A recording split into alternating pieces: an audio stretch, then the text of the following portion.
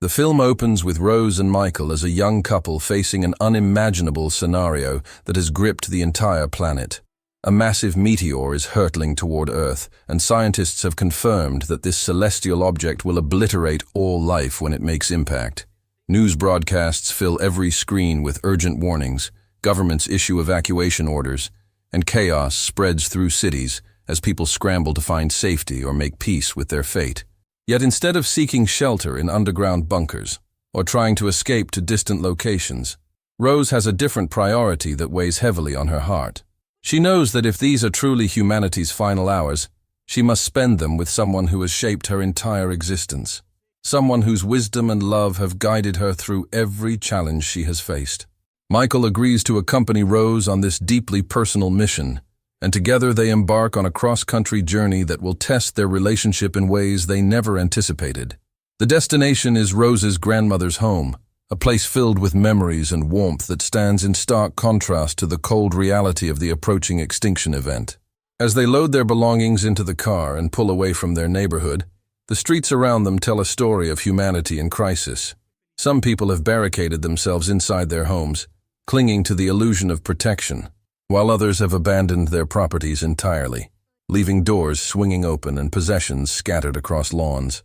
Emergency vehicles race past with sirens wailing, and military convoys move through intersections with grim efficiency, transporting equipment and personnel to locations that might offer some slim chance of survival. The highway stretches before Rose and Michael like a ribbon cutting through a landscape transformed by fear and desperation.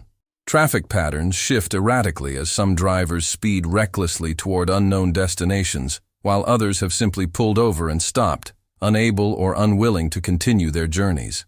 Rose watches the scenery pass by her window, noting how ordinary the world still appears despite the extraordinary circumstances.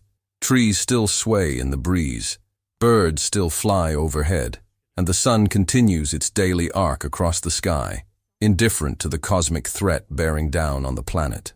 Michael keeps his hands steady on the steering wheel, occasionally glancing at Rose to gauge her emotional state.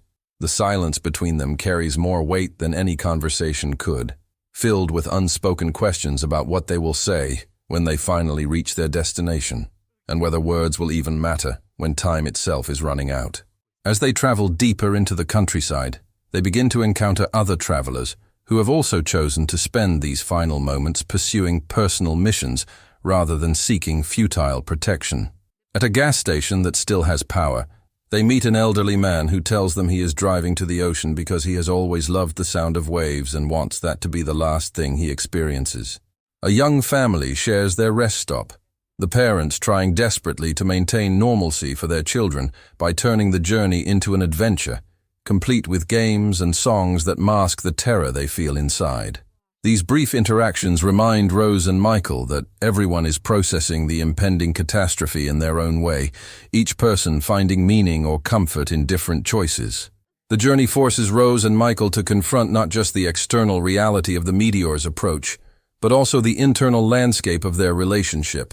They discuss memories they have built together, dreams they will never see fulfilled, and regrets they carry about opportunities missed or words left unsaid. Michael reveals vulnerabilities he has always kept hidden, admitting fears and doubts that seemed too trivial to mention when life stretched endlessly before them, but now feel essential to express.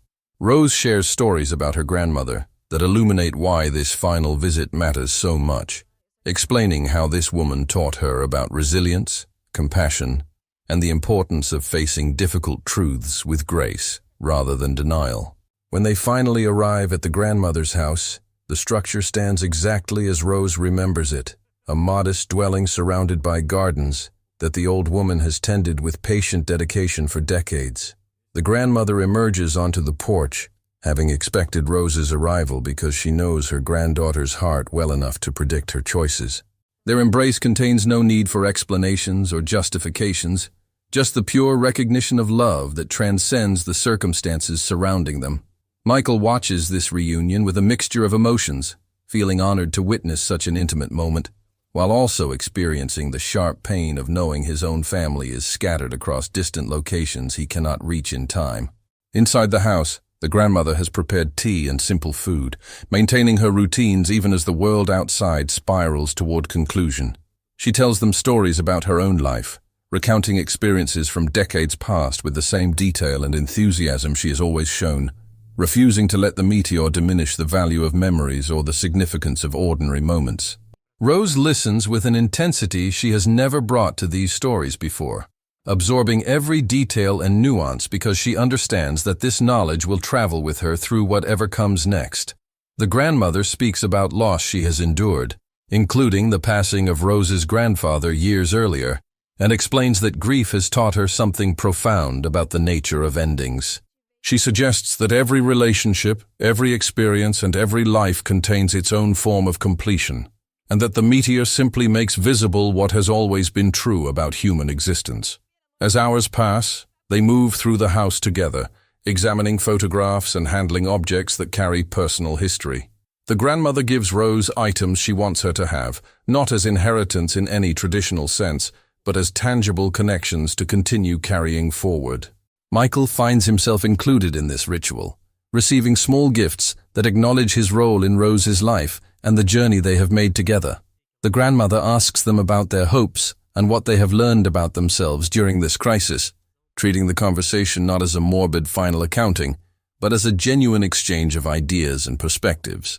Outside, the sky begins to change as the meteor approaches, its presence becoming visible as a growing light that intensifies gradually. News reports that they check periodically provide updates on the object's trajectory and revised estimates of impact time, each announcement bringing the reality closer. Yet inside the house, the atmosphere remains surprisingly peaceful, shaped by the grandmother's calm acceptance and her insistence on honoring the present moment rather than fixating on what cannot be changed. She suggests they spend time in the garden, and together they walk among the plants and flowers she has cultivated with such care. Rose breaks down as the weight of everything finally overwhelms her composure, tears flowing as she grapples with the injustice of having so little time with someone who means so much. The grandmother holds her granddaughter without offering false comfort or empty reassurances, simply providing presence and physical support as Rose releases her anguish. Michael stands nearby, his own emotions churning as he witnesses this display of raw grief and love. When Rose eventually quiets, the grandmother speaks about gratitude, suggesting that even in this darkest moment, there is something precious about having the chance to say goodbye consciously, rather than losing each other to sudden accident or unexpected separation. They return inside as the sky continues to brighten with the meteor's approach, and the grandmother asks Rose and Michael to tell her about their future plans, the life they had imagined building together. At first, this seems cruel or pointless, but as they begin describing their dreams, they realize she is giving them permission to honor those aspirations, even though they will never manifest. The act of articulating these hopes aloud becomes its own form of fulfillment, allowing them to exist in language and memory, if not in lived reality. The grandmother listens intently, responding with enthusiasm and asking questions that demonstrate genuine interest, treating their imagined future with the same respect she would give to actual achievements. Michael finds a moment alone with Rose and expresses everything he feels about her, no longer holding back or measuring his words. He tells her that knowing her has transformed who he is, and that the journey they have made together, both the cross-country drive and their entire relationship, represents the most meaningful experience of his existence. Rose responds with equal honesty, revealing dimensions of her feelings that she has kept partially hidden, afraid of vulnerability or uncertain about timing that now seems absurdly irrelevant.